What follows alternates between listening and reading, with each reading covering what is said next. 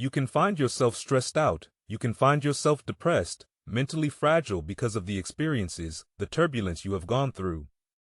There's always good reasons for not doing what you should, that's for sure. The reasons pile up day after day to not do what you should, especially because you're aiming at things in the future. You can put them off indefinitely, right? Because of the demands of the day. But these stories, they say a variety of things, you know, and especially in combination, they say when you leave somewhere terrible, do not look back, there's no nostalgia. That's the letting the dead parts of yourself go. And then if you're going to follow the good, there's no excuse not to do it, and it means no excuse whatsoever. Under any circumstances, there is no excuse whatsoever for not getting at what it is that you should be doing. Now, it's not necessarily that easy to turn and face something, but you do detail out a variety of strategies in your books, and one of the ways of recalibrating that is to break down the problem into small and manageable steps. How did you do it? You created it 3 ways. Number 1, you decided there's something you wanted so bad that you unleashed all your desire, you became obsessed with it.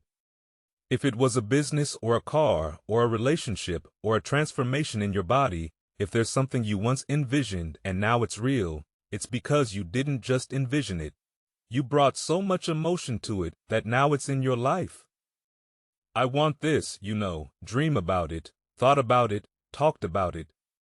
But when you focus on something continuously, something magical happens. You envision something, you got clear about it, and then you start thinking about all the reasons why you wanted it. You got excited about it. So this is what's next for me now. Change a little or change something. It's choice time. You can do whatever you want. But it's nice to know any day you wish you can change your whole life. What can you do starting tomorrow? It'll make a difference. What are you going to do that will make a change in your life's direction? Now, see if you don't do something starting tomorrow that will make a difference. Guess what? It's gonna be the same, and see that way you can guess what the next 5 years are gonna be like. Look at the last 5 because the next 5 are gonna be like the last 5. Unless you made your key tomorrow, change it all, spend all your time lamenting and complaining about how bad things are, using your energy negatively rather than positively, complaining rather than producing. That's what we do when we're afraid of really making it because you raise your hands in victory. I want you to own that too. But right now we gotta make this move. What happened to you just now? I don't want to hear about your challenges. We all got them. I don't want to hear about your limitations. What we all got them. You can experience enough pain in life that it can clobber you to the ground and you believe you can't do it. You believe that this is it for you. No, it's not. I don't know what you've been through. I don't know how bad it hurts you, but I came to tell you what you are going through right now is not how your story is supposed to end. We let the conditions around us convince us that we can't reach what we're trying to reach because of circumstances beyond our control. It's time to put your pieces together of your puzzle. We turn tragedy into triumph, and finally, God, you gotta wanna succeed as bad as you wanna breathe. The thing that we have to continue to passionately, uncompromisingly not give in on is the fact that I'm not staying stagnant. I'm moving forward. It won't last forever. It's the ultimate challenges ahead of you. It means you can only go up, and it also means that things are gonna be tough. Things are going to be tougher than anything you could imagine. But right now you're being tried. You're being forged. You're being depressed by fire and by behavior that's the best. Don't fail. The D team, being capable and open to controlling yourself and taking personal accountability for your life is a crucial factor in achieving happiness, well-being, success, accomplishments, and personal leadership. The act of embracing responsibility is among the most challenging disciplines. Yet it's pivotal because success hinges on it. When you evade accepting responsibility and instead try to shift the blame for the aspects of your life, causing unhappiness onto other institutions or circumstances. It distorts the relationship between actions and outcomes. This weakens your character, diminishes your determination, and dilutes your essence as a human being. This pattern paves the way for offering endless excuses in the fast-paced world we live in. Keeping our focus can be a challenge. We're surrounded by many things that want our attention. Think about all the information messages and tasks that come our way every day. they can easily take us away from what truly matters. But here's a secret. When we take responsibility for our actions, it helps us have more control over our lives. It's like a cycle. The more responsibility we accept, the more in control we feel. And when we feel in control, we also feel happier and more positive about things. Imagine you're juggling lots of tasks like keeping plates spinning in the air in this fast world. Staying focused is like holding on to those spinning plates. Now, here's the interesting part. The more we say, "I am responsible," the better we become at handling these tasks. It's almost like a superpower. When we say these words, we're actually saying that we have a role in what's happening. This helps us feel strong and capable. Plus, it stops negative feelings from stealing our happiness. Whenever we're upset, we can just remind ourselves that we are responsible for our reactions. Now, let's think about intelligence. It's like a tool that can cut in two directions.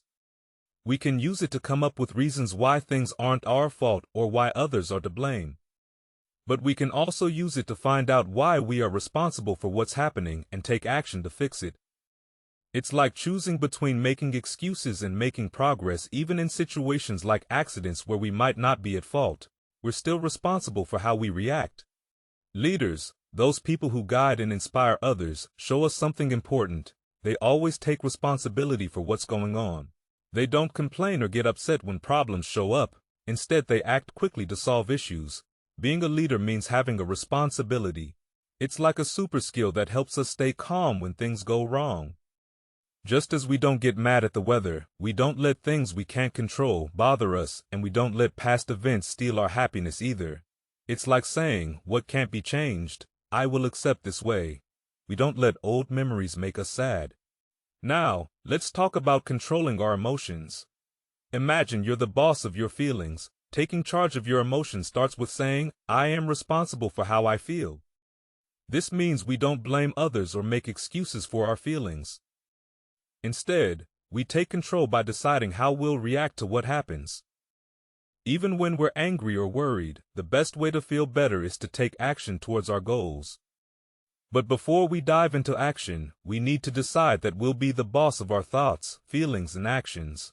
We stay busy with important things, so we don't have time for negative feelings. By being in control of ourselves, we become more powerful, happier, and positive in everything we do.